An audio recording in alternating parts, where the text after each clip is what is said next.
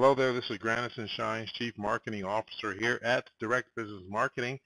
Today we are going to talk about event marketing, okay? And this document that we're going to discuss today is our event marketing action plan. If you're going to market events, you always want to have a plan on how things are going to flow. So in our many years of doing this, we decided that at some point we should document this process, and we did that a long time ago, and this form continues to evolve, as I should say, and it's pretty complete now. So I want to talk to you about event marketing action and give you our mindset on how we market events for ourselves and for our clients. Okay, so we designed this document to help you with coming up or with an upcoming event. We promised that we would make this easy for those who use this particular document to market their events. It's pretty self-explanatory. So we have outlined all the details that you're going to need in order to put together the web page or the landing page, put together the front-end marketing materials and the nurture campaign, everything else. So this document covers everything when it talks about marketing events. Now, there's a certain process that we follow in order to market events successfully, and this is a proven process which works for many, many types of events. You can have a webinar, you can have a workshop, you can have a seminar, you can have a teleseminar, you can have a town hall. I mean, there's so many events that you can put on, but you essentially you want to have all the same components, okay?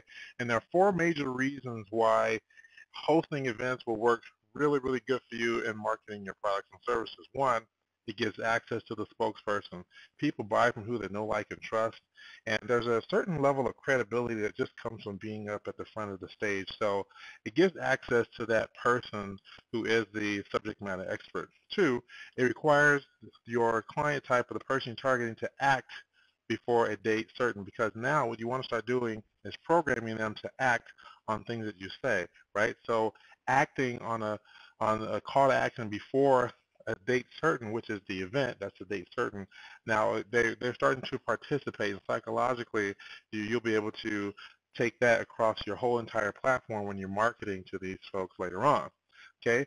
Point number three, it implies scarcity. What do I mean by it implies scarcity? Well, the scarcity part comes because you're going to have a limited to how many can attend. Now, there are some systems that have an unlimited amount, but even if you have an unlimited amount, you don't want to ask unlimited questions. So narrow it down to how many people can attend the event so you can have an effective event and apply that scarcity for those clients who you're targeting.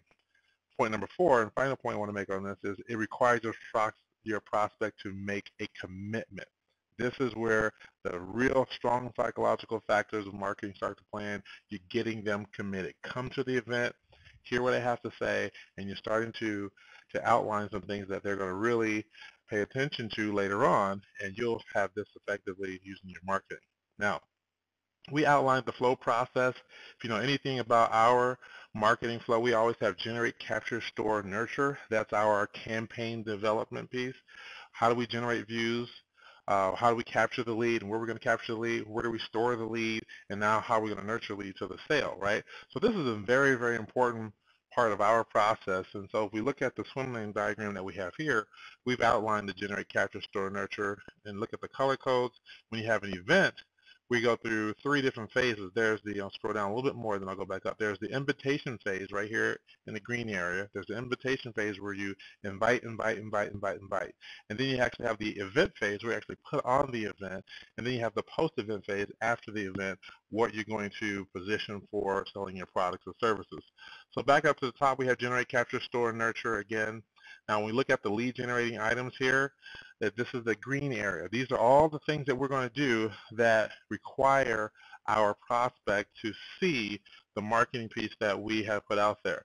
In other words, all these items here in the generate column are going to drive traffic to the capture source, or drive traffic to the event page. This is exactly what you want. Everything that you say on the marketing materials are going to be driving them towards the registration page. Register now. Claim your seat. All these other call to actions that we want them to do.